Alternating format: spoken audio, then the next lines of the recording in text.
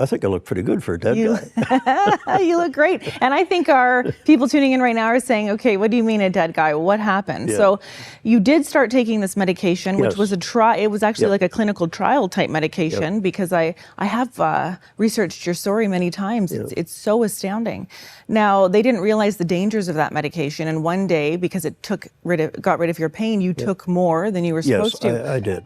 Tell us a little bit about what happened that day when you took more. You were sitting in a truck on some land that you owned. Yes. Tell us about what happened.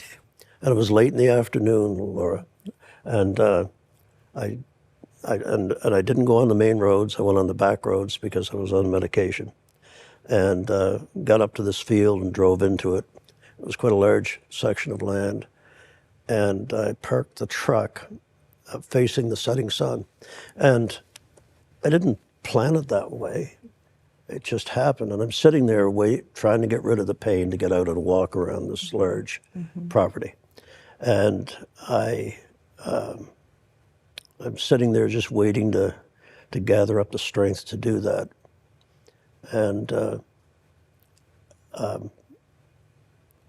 then I realized, hey, I've got some more medication here. So I'll just take one more, the slippery slope of prescription medication. And I took more than one. Let's just say that. Yeah. It wasn't to create my death. No. I was just trying to Get rid of the pain. perform a function. Yeah. And so I sat there waiting for that warm relief that I had become used to. And then the most incredible thing happened. Instead of this relief, my feet felt they were on fire, intense heat. So much so I looked underneath the dash of the truck and to see what was causing this. And then it started to rapidly come up my legs, and then my fingertips started to burn. And it was like my body was catching on fire, and it was all moving toward my chest. And then all the possible scenarios the doctors had told me about, that my lungs would seize, and there'd be minutes before you would die, and only minutes. And so I realized that something catastrophic had happened. My body had finally reacted against the medication I was taking, and my lungs were seizing. And it was the strangest sensation. I mean, I was terrified. I talk of it logically now, but and I kept raising my head to expand my lungs, and it was like I was in a pool of water and couldn't get oxygen. And in that moment of realization that I'm dying, I remember this so clearly. In that moment, from somewhere deep inside of me that I had not been for a long, long time, there was this feeling. It wasn't that I was scared. I'd been in a number of close calls as a pilot, never flinched. But I had this overwhelming desire to thank the Creator for the wonderful life I had had. And here I am in the last few minutes, last seconds of my life, trying to put together something that would, and all I could get out was I raised my hand to the setting sun, and death was approaching, and my hand was trembling. And I looked up at that setting sun, and I believe there's 6 words that allow me to be here with you today. The first 3 were, as I raised my hand to the setting sun, it was, God, forgive me. Forgive me. And I fell forward, hit my head on the steering wheel. And I'm gone. What did you see next?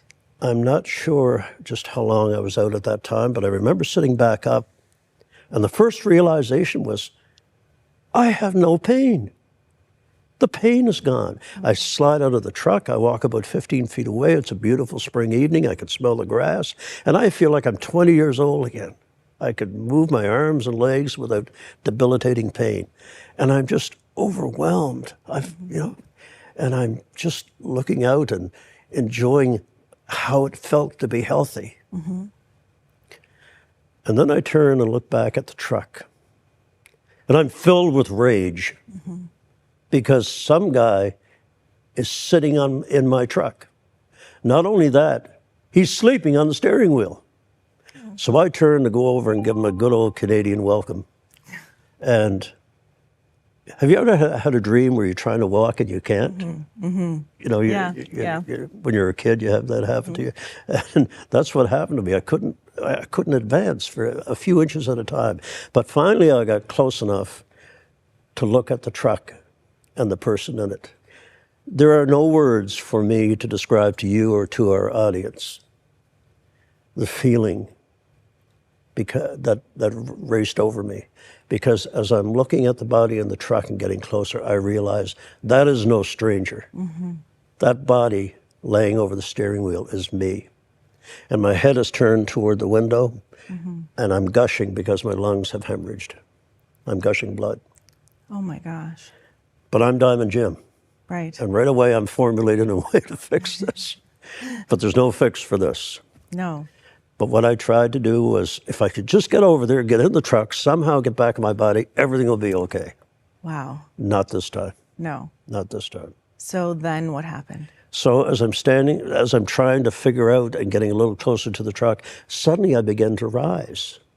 Now, being a pilot, I'm a good judge of altitude, and I'm clearly leaving the ground without an aircraft. Not a wise thing to do. But I'm rising. And I'd like to tell you I was, brave and all that sort of thing. I was terrified. But, and I got up to about 1,200 feet, and I could look down in the back window of the truck and see my toolbox and see my body sloped over the wheel. And then I, for some reason, looked up, and this beautiful golden circle appeared in the sky, like a 60-foot wide gold wedding ring. And the center fell back inwards. And it showed what I felt was an immense distance and beautiful clouds on the inside, golden. And then my body on its own went into this 45-degree position. And here I am starting to fly without an airplane. Finally, I'm saving on fuel. And I make light of it now, but I was terrified. Yeah. And then it was as though I had advanced the throttles on one of the heavy jets that I would fly across the Atlantic. And I went slipping in over that ring, and the instant I got inside, the speed was incredible. But here's something strange. Typically, if you're going fast, you can feel the wind, you can hear the rush of the wind, not a sound. Not a sound. So I didn't have to worry about my hair. Yeah. I like the humor you bring to this very serious story. I'm the happiest guy you're ever going to meet, because I'll tell you something. Yeah. Having seen what waits for us is incredibly liberating. Yeah. It is. Yeah. And I'm so grateful to be back. But anyway, do you want me to? Oh, I do. Yes, tell us what you saw next. Keep me under control, because I get excited. It's pretty exciting to listen to. So you're now in a heavenly realm. Yeah. What do you see next? Well, do you only see light? I'm in the tunnel light, and I'm speeding really fast. Okay. I think it was probably Mach 1, Mach 2. And it's difficult to describe someone what that's like. And I was speaking in Baltimore one night, and I was talking about how I was going so fast the stars were streaming by me. And that's not a very good description. And there was a young guy, about 18 years old, in the front row, and he said, "Sounds like the opening of Star Trek to me." That's a good way. Remember Star Trek? Yeah, Captain Kirk. Yeah. And that's a perfect analogy. When they go to warp drive, and this, it's just a zap of lightning.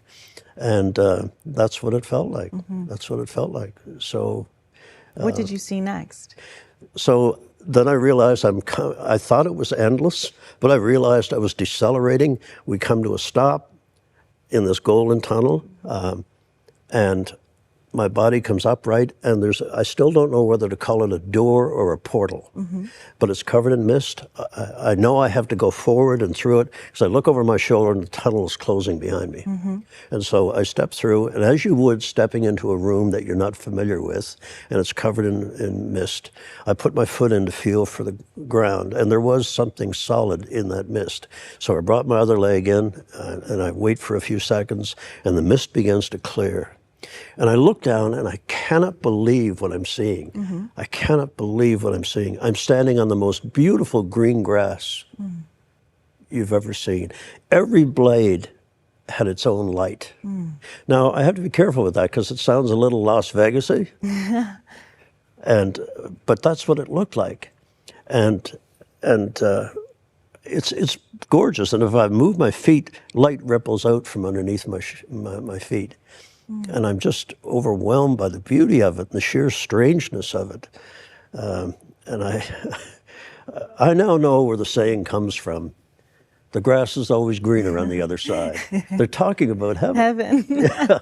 So the mist rises from the ground, and then I look up and look out, and I cannot believe the vista that is before me. Keep in mind, my biblical knowledge was next to nothing.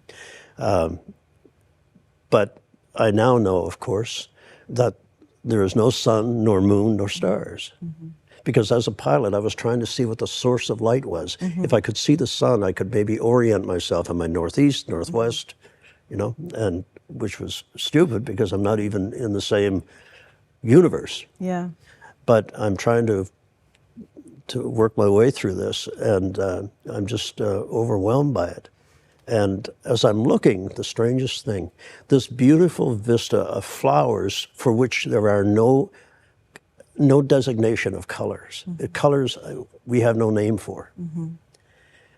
A place where sound has color and color has sound. Think about that. Yeah.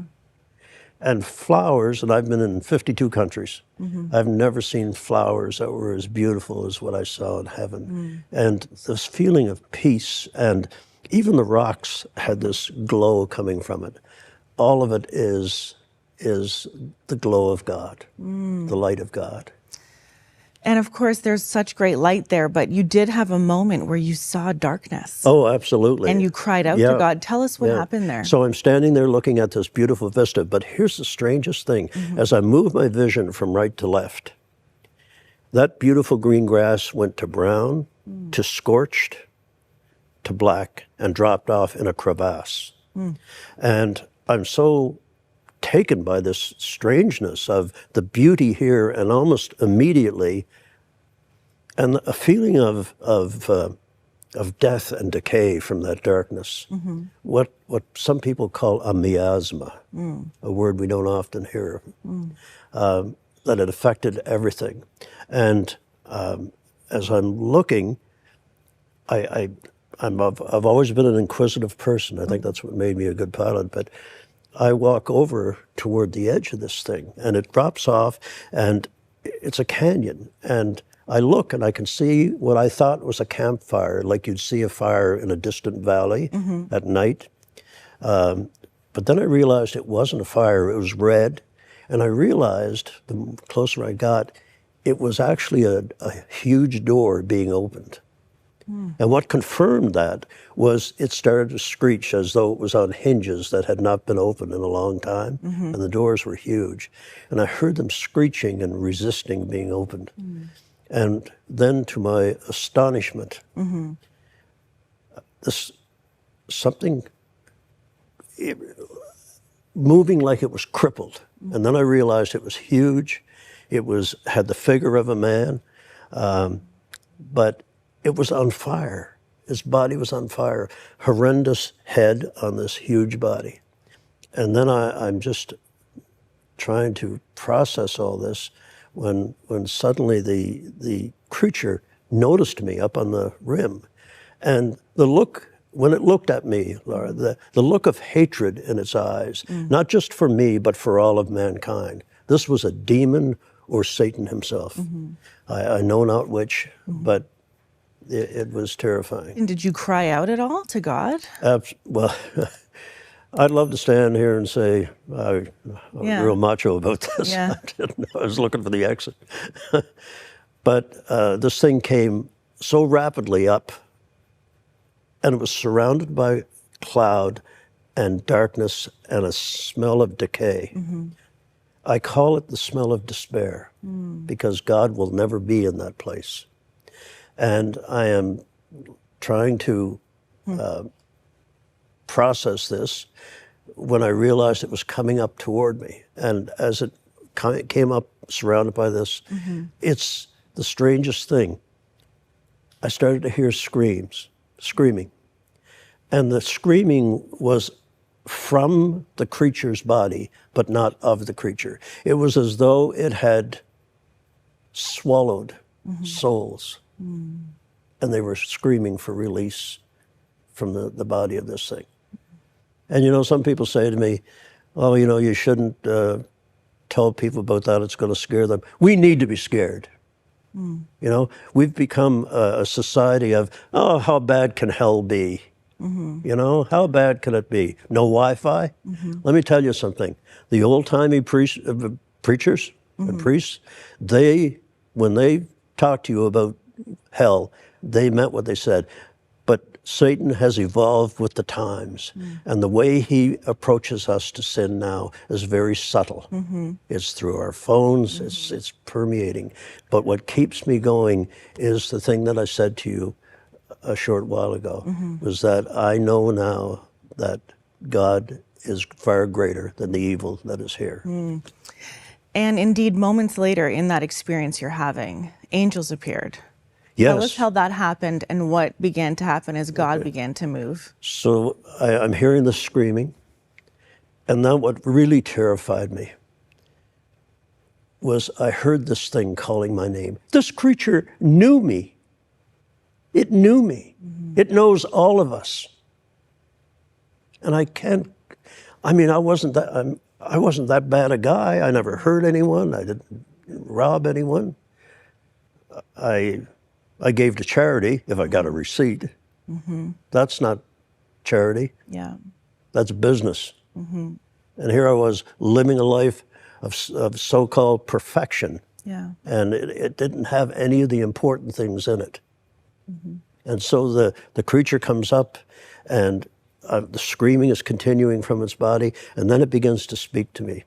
And if a snake could speak, that's what it sounded like. So you had this horrendous body on fire, eyes penetrating, jaws open wide.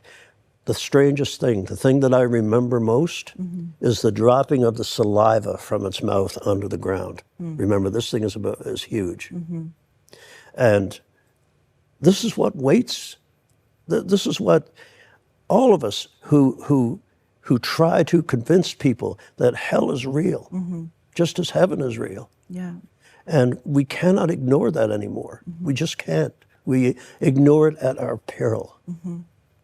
And so it lurches up out of the pit, and to keep my sanity, I turn my back to it. And I raised my hands to the sky. And remember I said there are 6 words, and the first 3 were, God forgive me.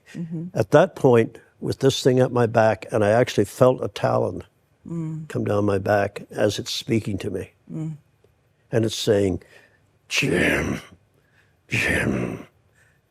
come to us. We have been waiting for you. This is your time with us. Come to us, Jim.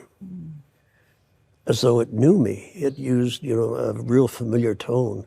And I've got my hands, and with no expectation. Why would God reach out to me, who never respected him or showed any love for him in my entire life?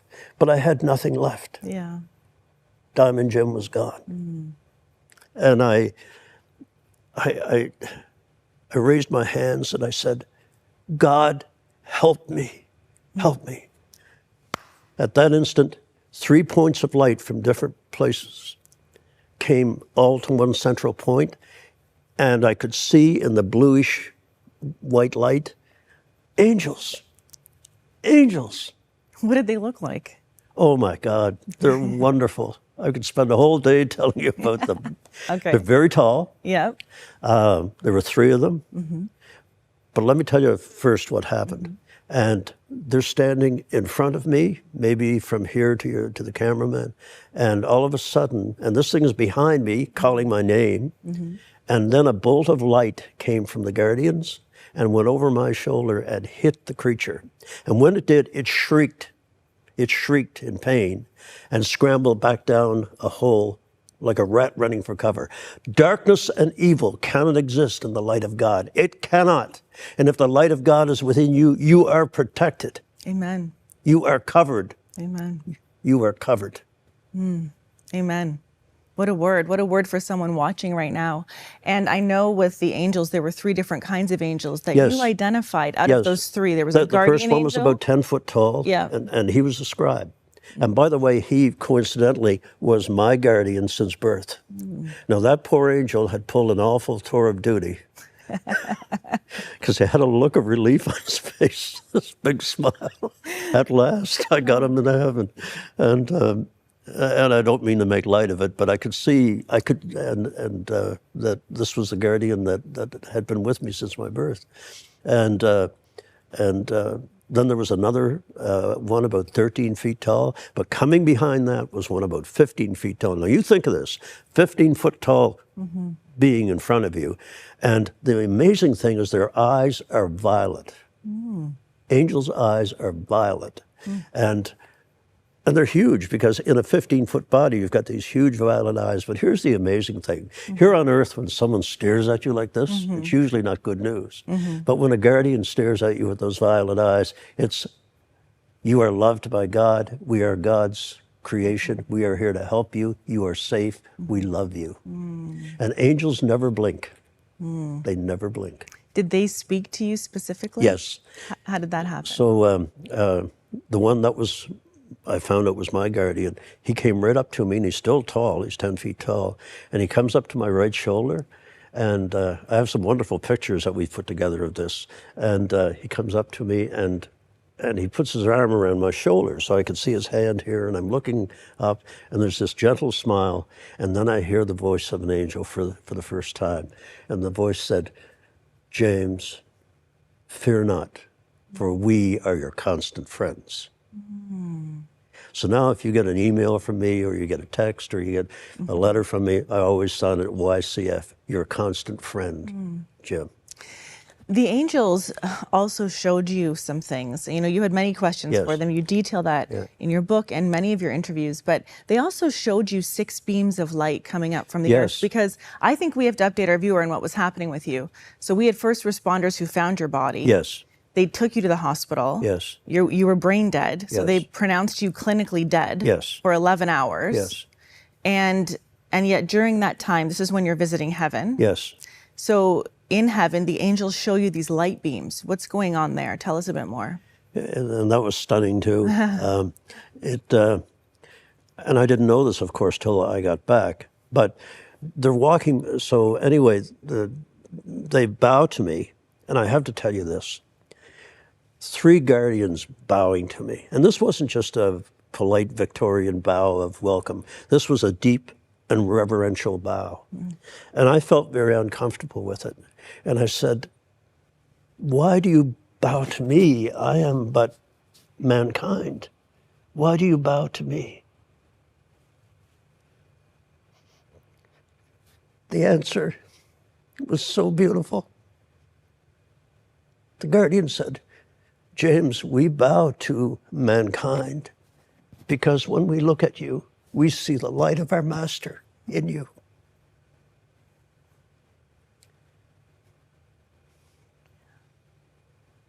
And we all need to be reminded that in all of us is the light of God. But God gave us free will, something He didn't give any other creation. Yeah. And God gave us free will. And that free will is God will never force you to love Him. He's the Creator. Why doesn't He just make us love Him? Because God knows that the only thing that you Love is something you can never take. It has to be given. And my favorite picture is the one of Jesus standing in front of the wooden door and knocking at the door of your heart. And if you look carefully, there's no handle on that door. It can only be opened by you to allow God in. Yeah. Imagine the Supreme Being to be that humble that he allows us to turn from him. And all he asks us for is to love him and try to do the things that that Jesus tried to teach us before we killed him. I'm sorry, No, yeah. but it's as though it just happened. Yeah. It's an incredibly moving experience to listen to. So I can only imagine how much it moves your heart, even to recall it and share it with us. You speak about love, and there were people loving you so deeply from earth. One of the Yes. things the angels showed you. Thank you for keeping me on track. You asked me to. The viewers should know I that. did, I'm because joking. I get carried away. You don't get. It's wonderful. It's wonderful. But yes, So the angels I showed. found out later when I got back, and Lorraine and I were trying to piece the story together. And she said, when the RCM, she reported me missing, and they searched for me all night. Finally, around about dawn, they triangulated my cell phone successfully and located the truck, and I was in it, and it had been a cold night, and rigor mortis had set in, and I was stiff as a board and in the seating position and dead with my eyes open. And so they immediately had an ambulance take me to the hospital in Fredericton, New Brunswick, where I was triaged. And the RCMP went to my home and to get my wife and take her to the hospital. And when he got there, he found the kitchen with Lorraine's sisters and our friends. There were 6 of them. And they were praying. And the prayer that they prayed, Lorraine told me, was that if it be the will of God, send Jim back. And here I am standing in heaven, and I'm asking the angels, what are those streaks I see in the sky? As a pilot, to me, they're contrails, condensation trails. You know, when you're in the higher atmosphere, the air is cold, and when the fuel is being burnt, the water that's left in the fuel condenses into ice crystals, and then as they float down, they get in a warmer area and they disappear. So I thought they were contrails, you know. I know Air Canada goes everywhere, but I didn't realize they flew to heaven, and I want a job. So, yeah, it was amazing. And the amazing thing, Laura, was there were 6 streaks in the sky. There were 6 people praying. And the angels explained that And to I you. asked the angels, you know, what are these streaks in the sky? Because to me, it didn't make sense. And they said, James, those are the prayers of your family for your soul, even now, rising up before God. Wow. And it shows you the power of prayer. It does. When we pray for our loved ones. It does. And we need to remember that. And, Yeah. you know, people say to me, well, I pray and nothing happens. Maybe it's not what you think. What you think is best now may not be what God knows is not good for you later. Yeah, amen, yeah. Jim, you then began to see the holy city, Yes. heaven itself. Tell us a bit about what that looked like. Yeah. Then the guardian said to me, James, touch my cloak. And he said, hold it. And I reached over and took his arm. And suddenly we're in the sky of heaven. And I looked down, and I thought I was looking at a huge reflecting pool. But suddenly it shimmered and opened, and I realized I'm looking down on nothing other than the Holy Kingdom, God's home. And yes, the streets are paved with gold. Stunningly beautiful. And so many green spaces. And I'm looking at hundreds of thousands of people. No glasses, no canes, nothing that would ever indicate sadness or pain. And so many, and I could actually tell there were some people that were walking along and they had their arm around a person in the center. Clearly that person had just died, and they had come to, and now they're walking them as we would take them to Ottawa and say, here's the Parliament building. This is God's home. Oh, wow. So the family is being shown around, and the happiness on their faces was truly wonderful. And Jim, I know that you've written about 7 journals with details about heaven, if not more. And in your book, Heaven, An Unexpected Journey, you detail a lot of what you're sharing with us now, and you go more in depth. And I know our viewers are going to want to get that book to read more about what you saw in heaven. But of course, the burning question on so many people's hearts right now would be, did you encounter Jesus? Yes. How did that happen? And then what happened? So I'm standing there looking at the contrails, and then the guardian says to me, James, look, and here's something interesting. The God of the universe, with all he must have to contend with, when you first get there, they put things in front of you that you loved as a child. And because when the angel hugged me, this is kind of funny, when the angel hugged me, I smelled tapioca. Tapioca. Now, I promise I'm not here to start the Church of the Holy Tapioca. I am not. But here's something that fascinates me, that God knew that when I was a little boy and I would be walking home through a snowstorm in Newfoundland on the 4th of July and go into my grandmother's home, and there'd be a big bowl of warm tapioca waiting for me.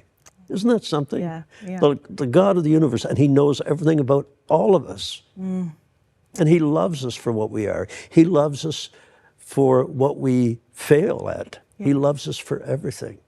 And so then they show me this magnificent horse, and they summon it from the field. It comes trotting up, and as it glided over the grass of the paddock, the light came up from the horse's hooves. And I never read the Bible before. I didn't know that when Jesus comes back, he'll be riding a white horse. Isn't that something? And I saw this, and it came up and put this beautiful silken head over the gate, and people say to me, well, why would you need a gate in heaven? Well, I don't know. It was what I remembered, and so they show you things that trigger for you. It might be the smell of your grandmother's kitchen. It might be the smell of your dad's car when you went for a Sunday drive. Something that meant a lot to you as a child, because once you get there, you have to remember, you're God's child now. You always were, but now you're definitely his. You've come home. And I think so many of us are excited about that prospect. Jim, tell us about the moment you met Jesus. Okay, so I'm continuing to walk, and all the while they're telling me things about heaven and how this works and that works, and I'm absorbing it all. And we came to a slight rise, and not very large, probably went back to this scenery back here. But it was a gentle slope. And I realized I hadn't seen the tall angel for a while. And I look, and up on the top of the slope was the tall guardian. But he was kneeling, and he had a book opened, and facing him, leaning over, was another figure reading the book. I couldn't see the face on that figure, but it was different from the angels. First of all, there was this golden glow that came off this magnificent feature. And you know how you drive down a road in the summertime and the pavement is got this shimmer above it? There was that covering his face, because he was in profile to me. And I'm thinking, who's this? And as I'm watching, this beautiful golden light flowed off him and flowed down toward me, and it behaved like slow-moving golden water. And I noticed that when it went through the flowers that had already bloomed and were in perfect condition, they bloomed even more magnificent. And that came down and went around my feet, and when it did, I was filled with this incredible knowledge that I was looking at none other than Jesus Christ, the Son of God. And simultaneously, that figure turned toward me, the shimmer vanished, and I'm looking into the eyes of Jesus Christ, the Son of God. Not some dusty old legend, but the living Christ, the Son of God, who gave his life for us. And I just fell to my knees, and I couldn't take my eyes off him. And he had the most gentle smile, and these eyes of blue and green and gold, that just, I felt like I had known him all my life, and in fact, I knew him before my life. And I'm just overwhelmed, and I'm on my knees still. And then I stagger to my feet, and I try to move toward him. And he smiled at me, and then I got a little closer, and then he did something that really I didn't expect. Jesus raised his right hand, still smiling, but he raised his right hand. And there was no mistaking this, no matter what language. And it was clearly, stop, come no closer. But I'm Diamond Jim, I tried. So old habits die hard. And I tried, and he raised his hand like this, still smiling, but, And so I stopped, and then he smiled at me. Oh, my God. Did he say anything to you? Oh, yes, yes. And I'm going to tell you. It's not long, but it changed me forever. And he had this, I really got this feeling that this is a Jesus that has a real sense of humor. Well, he made me, so he must have a sense of humor. But I felt like I'd known him all my life, like he was family. And I'm just overwhelmed. And then I realized he's about to speak to me. But I'm still trying to get close, and for the third time, he puts his hand up. And when he did this time, his sleeve fell back, and I could see the glow of his body through the hole in his wrist, the remains of the crucifixion. And when I saw that, my happiness and elation just collapsed, because I realized that I was part of the mutilation that he suffered as mankind. And then I realized he was going to speak to me. And this is what Jesus Christ wants me to tell you, Laura, and all your viewers. So with his hand raised like this, he said to me, James, my son, this is not yet your time. Go back and tell your brothers and sisters of the wonders we have shown you. And what flew through my mind was the sound of his voice and the sincerity of his eyes. But then it struck me, I wasn't being allowed to stay. And I began to cry, to plead, to beg, please, Jesus, don't. I've wandered all over the earth. All my life I've looked for something, and now I've found it. Please, I beg you, don't send me back. Don't, I beg you. And then I said something that I will regret for the rest of my life. I said, please, Jesus, don't send me back. I won't be any trouble. Can you imagine telling the Son of God? And he got this little smile on his face. I wasn't threatening him. I was just trying to convince him. But it was just a moment that he really smiled. And I knelt down and started to plead with him again. And suddenly, two guardians are beside me, and they lift me up like I'm a feather and turn me around. And as they're carrying me away to the tunnel back, I wrenched away from them. I don't know how, managed to put my head back, to plead one more time, one more time. But when I looked back, Jesus had gone. But standing exactly in the place that Jesus had stood was the warrior angel.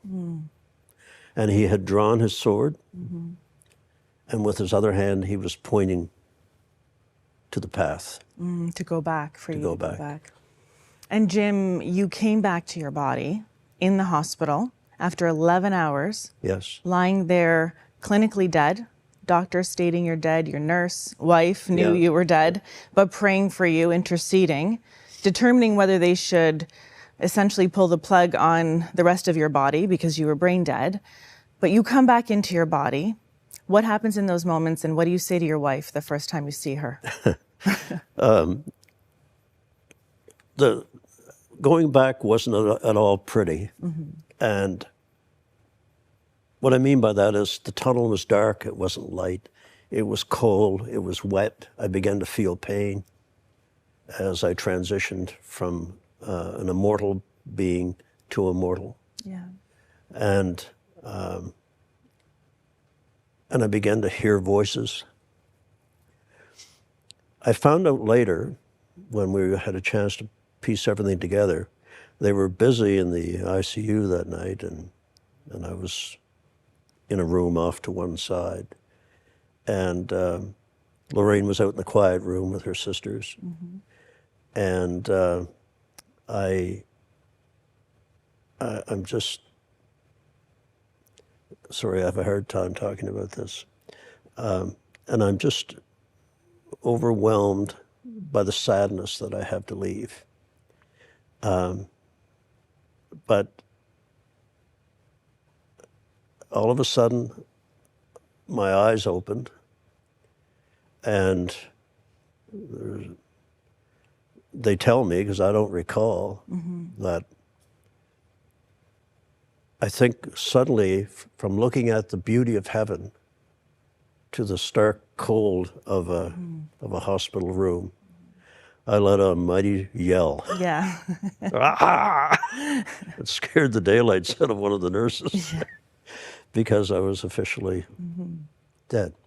And so the nurses ran and got my wife from the room, and she runs in and she can't believe it because it's been so long.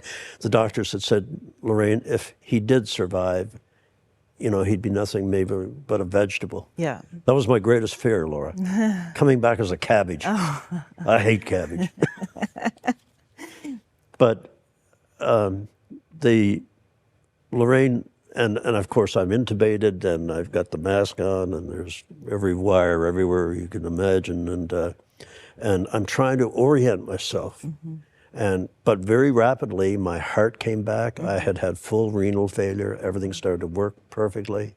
I went from purple to pink in a matter of minutes, and then I finally, they take the tube out, and there's Lorraine's pretty face in front of me. She's up on the bed and she's kissing my face, and I said, of all the things I could have said to Lorraine, I said, because Lorraine and I met on horseback. That's how we first met, on a cold winter's day. And I said, Lorraine, I saw Jesus, and Jesus has horses. And I'm back. You're back. Oh, and we're so thankful you're back. Jim, you came out of that state really, you were not a vegetative person. We see this. You did not have side effects from dying and coming back. Nothing what they said would happen if you sort of came back alive. You were not in a vegetative state at all. Your disease that you still have markers of in your body actually doesn't cause any pain anymore. So that's a supernatural healing. Yeah, you've had an incredible and miraculous encounter in heaven and a miraculous healing. Jim, for those who are watching right now, one of the things that you could do, because you've been a successful, wealthy businessman, you could just be retired right now. You could be taking it easy, doing whatever you'd like to do. But you know that the thing Jesus said to you to do, go and tell your brothers and sisters of the wonders you have seen, is a mission he gave you. So for our viewers watching right now, who are probably sitting up on edge or they're listening, wondering, what should I be doing right now? Jim, what would you say to them? What is your message after experiencing dying and going to heaven and coming back? Believe in the goodness of God, that you have a friend who is the greatest friend you've ever had, and you don't even know it. And do all the kindness that you can for people. And it doesn't have to be something huge, or it's just kindness, helping a senior, working at a food kitchen, all the things that Jesus did when he was on this earth. Simple things. And keep in mind what they showed me, that all the goodness and love that happens every day as we care for each other is as this. And Satan and all the chaos we see on TV is as this. And I'm not making up some fairy tale, you know. You can always convince yourself after 10 minutes of watching the news the earth was going to end by Tuesday, if you listen to that. And it's not. It's not. The end will come. I don't know it. I don't think anyone knows it. I don't think the angels know it. Only God. But I do believe that if you can remember this one thing that I think will help you in your life. Remember when I talked about how the angels bowed to me? Because they saw the light of God in me. The light of God is in all of these wonderful people here, including you. Yeah. And it's right here at the base of your throat. And I have the ability to see that. Yeah. Yeah. And it took me a while to get used to it. I thought I was losing it. I see the light of God in people. Oh, wow. And sadly, when I was walking through the airport coming here, you know, I would see many people with the light of God in them. Sadly, some with no light at all. Yeah. But I've noticed that when I speak, as I did last night to the church that my friends took me to, I could see that light pulse in them and grow stronger and grow stronger. Wow. And if that light of God is within you, you are His. And I'll tell you something else. Amen. People will begin to notice there's something different about you. You're kinder, you're gentler. You are the person God knows you can be.